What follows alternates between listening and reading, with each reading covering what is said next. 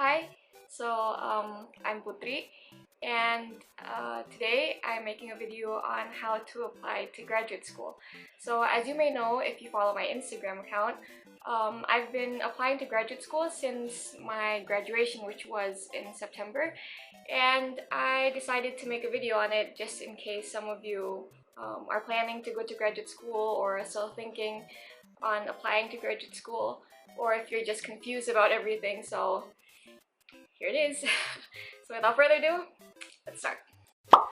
So the first and most important step to do is to look for information about the university, about the course you're planning on taking, about probably scholarships that are available. So looking for information is the first and most important step of all. So I strongly recommend you to write everything down on a book or on your phone or on your laptop or anywhere. And the most important information that you have to write is, first of all, the university and the course. So you have to make sure what university you're applying to and what course they have. And second is the application deadline, because of course you want to apply before the deadline. So the application deadline is very important because it is really easy to miss it or to forget about it. So don't forget to write the application deadline.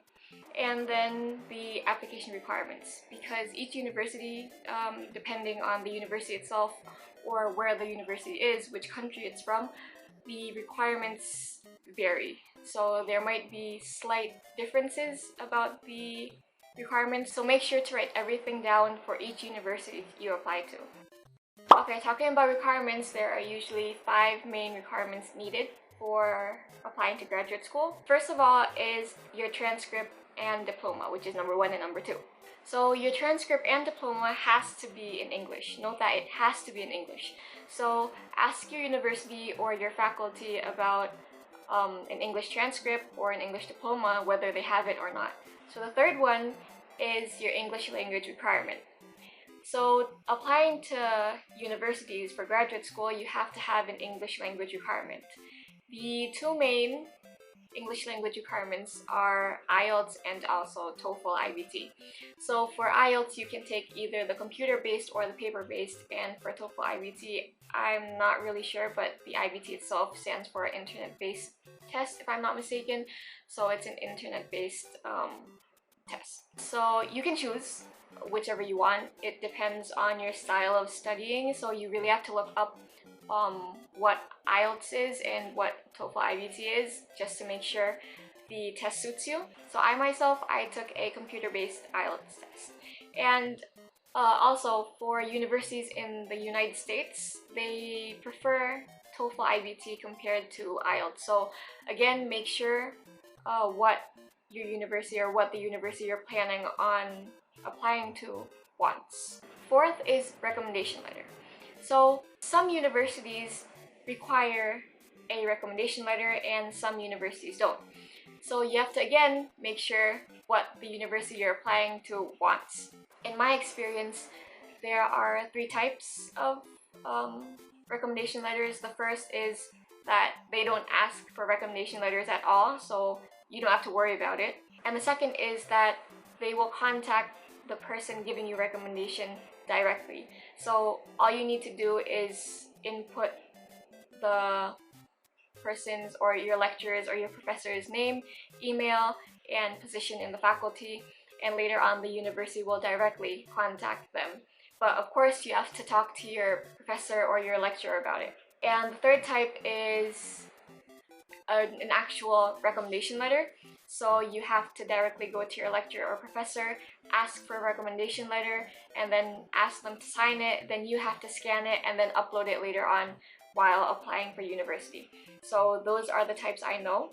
Other than that, there is a type of recommendation letter that you have to send directly to the university. So it's an actual recommendation letter sealed in an envelope, but I haven't done that yet, so I'm not really sure about it. And lastly is personal statement or motivation letter. So this is also important because the personal statement or the motivation letter you're writing has to be according to the course you are applying to. So you can't just make one and send it to all, but the personal statement or motivation letter has to match with the course you're applying to. For example, my interest is biomedical engineering, more specifically in neuroengineering. So for universities that have the course and they have the stream of neuroengineering, then the personal statement I make has to be according to that. And for example, if a different university doesn't have this course or has a different course or the name differs, you also have to make sure that the personal statement matches the universities. So having one draft of a personal statement or motivation letter is completely fine. It actually helps, but don't forget to edit it and also match it with the university you're planning on applying to. Okay, so once you have the list of requirements, you have to make sure about the application dates. Again, going back to point 1, application dates and deadlines. Because you want to complete all of your requirements before the application deadline. For example, computer-based IELTS takes around 7 days for the results to come out. So you want to make sure that your IELTS score or any of your requirements are finished before the application date. Other than that, there are usually scholarships available, and you also have to make sure about the dates of these scholarships, because usually the applications are separate from the university and you want to make sure that you're applying for both the university and the scholarships on time. And if you miss either one, it's going to be kind of hard because you'll have to apply again the next year, the following year, which is going to be a hassle for you. So make sure you know all the dates and you apply before the deadline and have all requirements before deadline. Okay, so when you already complete all of your application requirements, the next step is, of course, to apply.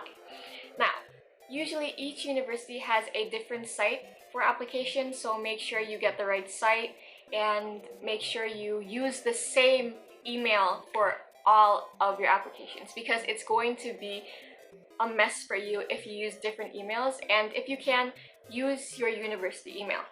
Other than that, usually some universities require you to pay a certain amount of money for application.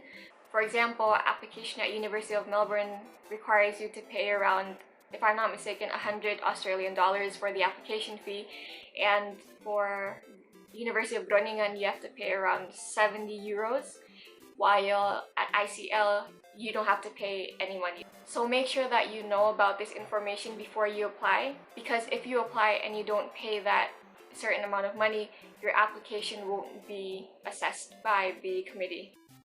Last but not least is to wait. So after you complete all of your applications to all of the universities you want to apply to, then all you can do is wait for a reply. So after you complete it, usually you get an email saying that they have received your application and you need to wait for around 4 to 8 weeks, which is around 1 to 2 months. So you really need to be patient. Don't keep on opening your email. Just wait and pray and do anything better than opening your email every day wondering whether you're accepted or not. So be patient and just, do your best. So that's all I can think about for applying to graduate school. Everything is based on my personal experience, so it could be different for everyone. But personally, these were the steps that I had to go through while applying for graduate school. So thank you very much, and I hope this video was helpful. Peace.